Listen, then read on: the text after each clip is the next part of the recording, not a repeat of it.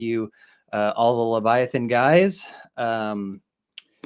Today, we're going to be talking about a very interesting new topic, and we're joined by a very special guest from the Curve Core team, Alberto. We're talking about scrvUSD and the adoption that it's seen since its inception, which has just been over a month ago.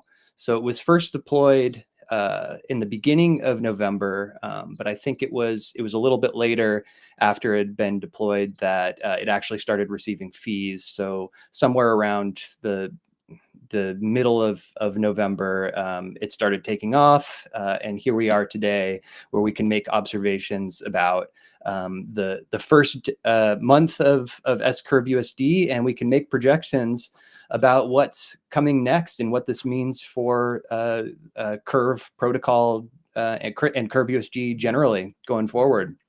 So thank you so much for joining us today, Alberto. I'm really excited to hear some of the background alpha about what went into scrvUSD, because I know that you've played a big part in making it happen. So Sure. maybe we can start this this conversation. Well, you can just tell us about yourself and your involvement with Curve. Sure. So thank you for having me, first of all. Always a pleasure to be here at Leviathan News. My involvement with Curve started almost a year ago, so it's been already 1 year. Wow, it's cool. I basically started working on many other projects before, but somehow I ended up having to work on scrvUSD, mainly because it was a very time-sensitive task. Like at some point, it was just a realization from the team that like something had to be done to sustain scrvUSD scaling, because as you might of course know, as you may know, like scrvUSD, it's mainly a leverage product, which means its main use case is being sold for to leverage up a position.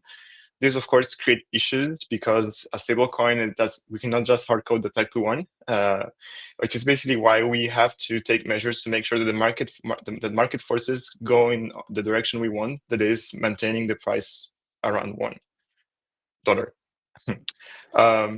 Yeah, that's a good point. The early days of scrvUSD, we've been trying to figure out what are some good solutions to create supply sinks for the token, since its natural use case is to be shorted for leverage. So we need some sort of mechanism that's going to reinforce that peg towards $1. And in order to promote the growth of scrvUSD, we really need there to be a lot of demand for the stablecoin. If there's demand that pushes it up to the price of $1 or even over peg, then peg keepers step in and start minting scrvUSD to peg keeper pools, and the interest rates for borrowing scrvUSD start following, so it incentivizes further borrowing. So we really want to see some really solid supply sink for scrvUSD to drive growth. Yes.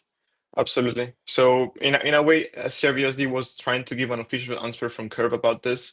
I know you guys have been an amazing job trying to make as many supply sinks as possible. I'm thinking about the Sturdy Finance one. I'm thinking about the MorphoBlue one.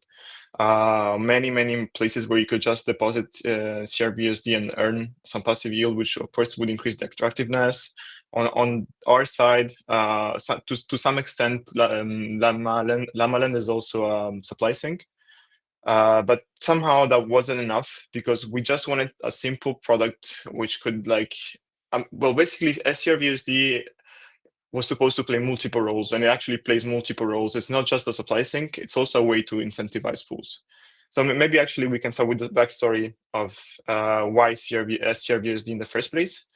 So originally there was a completely different project called AutoBribe. The goal of AutoBribe was sustain scrvUSD liquidity in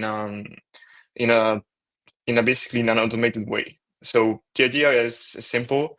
Before scrvUSD, to incentivize the liquidity pools, we had to manually direct incentives to scrvUSD pools. And this is kind of an issue because it's a lengthy process. We can automate it to some extent, but it's still centralized. We need to run a keeper or something, or we need to do this manually. And we wanted to find an easy solution to incentivize liquidity pools according to like how much liquidity is there on average. So the idea is somehow, hey, how can we redirect like CRV emissions to that pool, assuming, for example, that let's say one pool has 10% of the supply of scrvUSD, then in that case, it should get 10% of what we can emit to sustain the supply. So based on this premise, we tried to figure out a solution, and what we called auto-bribe at the time seemed to be the ideal case. So the solution was simple. I mean, not that simple, really. This is also why it didn't work out in the end.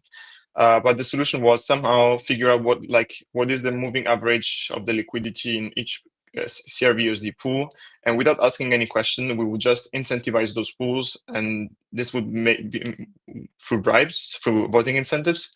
And this would make the pool this would make basically scrvUSD very appealing as a token to pair with in your pool and in your liquidity pools, because you could be able to get emissions for free just by pairing with scrvUSD. So this was the original premise. Many things. And I want to point out also for the listeners, when I first met you, it was at ECC this year in July, and that was around the time when this auto bribe idea was floating around.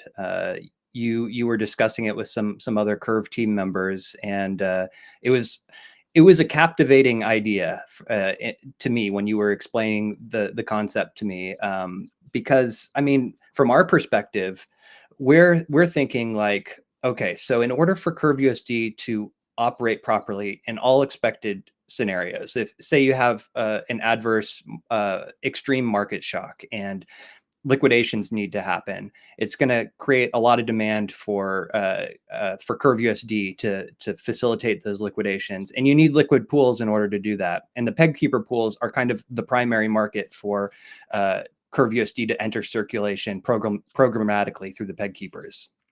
And so your idea of doing auto bribes, or I don't know if I want to describe this as your idea necessarily, but you were a big part of that idea at the very least. It was captivating from the sense that we have a mechanism that we can promote liquidity in those peg keeper pools and ensure that they're going to be liquid enough to always facilitate liquidation when the time comes. And this point is something that I think we'll probably circle back around at some point in this conversation, because what we observe recently over the past several months is that liquidity in the peg keeper pools has not really been keeping up to speed what our expectations are. And there needs to be further research into what are actually the minimum requirements for the peg keeper pool liquidity. But we've seen a struggle to attract liquidity to the peg keeper pools. That's been kind of a pain point that continues to be a pain point, in my opinion. But without further ado on that segue, please continue what you're explaining about the auto bribe mechanism. Yes, so I think I've discussed this very much in depth in a previous stream on Leviathan, so I'm not gonna get too deep into the thing.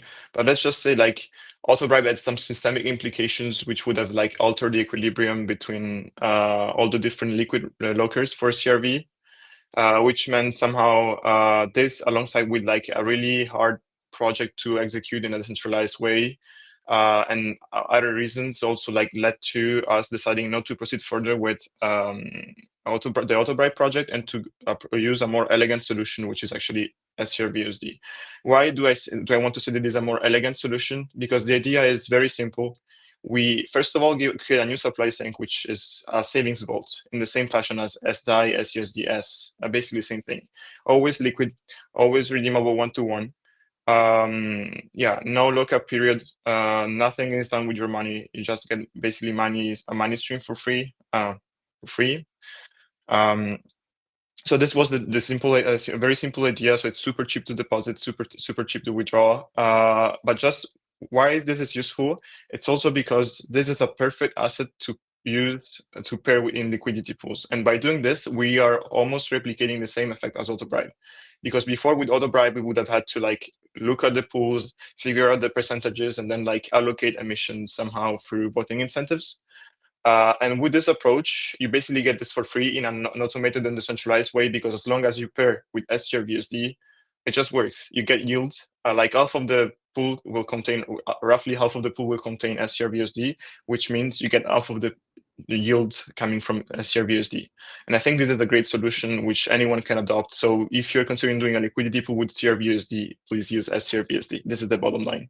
Okay, all right. So this was something that I had recently thought about, and I've been kind of seeding this idea around to some of the Curve team members to get their feedback on the viability of it. But to use scrvUSD as the pairing in the PegKeeper pool to resolve this, to help resolve this problem I just was expressing earlier about natively incentivizing the PegKeeper pools to reduce the dependence on emissions or external incentives to drive safe levels of liquidity to the pool. So would we be able to theoretically create PegKeeper pools that use scrvUSD instead of CurveUSD natively? Absolutely, absolutely. Like, of course, this is not something that has been discussed internally, but I think it's a really interesting idea. And I was actually thinking about this when you were mentioning the issues with the liquidity in the PegKeepers. So yeah, this is definitely something we could do.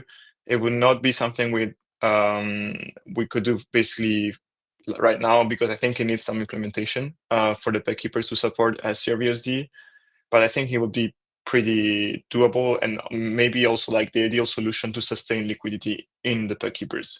In fact, the first thing I noticed when I was like looking at scrvUSD deposits at the very beginning is that it was a bit draining the PegKeepers pools, like to some extent. And I think like when Benny will join the stream, we'll have a look at that. So I'm not going to comment further on that, but somehow I saw like that like scrvUSD, especially the very beginning when the yield was super high, was somewhat draining other yield sources which were not as competitive compared to the risk taken. This is also another, like, I think big subject of discussion, because like we are trying to lower the interest rate of scrvUSD as much as possible for a couple of reasons. First of all, like high yield can be perceived as degen to some extent, which means which is something that we don't really align with at Curve, because we want to be perceived as a very safe protocol. But also on top of that, like high yield tend to be volatile, which is something people don't like. So we also have solutions to guarantee to offer like fixed yields.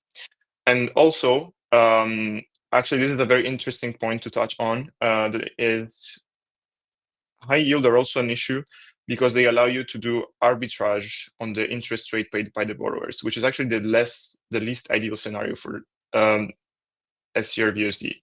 Because again, the idea is we want people to acquire scrvUSD from the market and hold it in the vault, or do something else with it on top of just holding in the vault.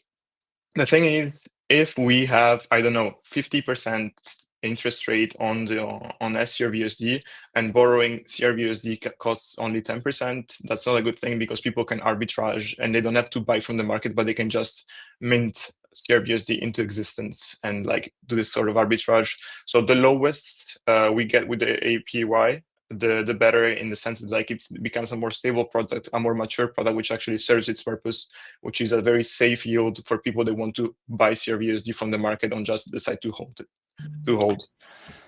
And So, also, maybe that's the one last thing I would like to mention is somehow it would be ideal that the yield of scrvUSD lowers a bit more, because right now we have plenty of options which with higher yield, for which it makes sense to have that high yield because they have additional layers of risk.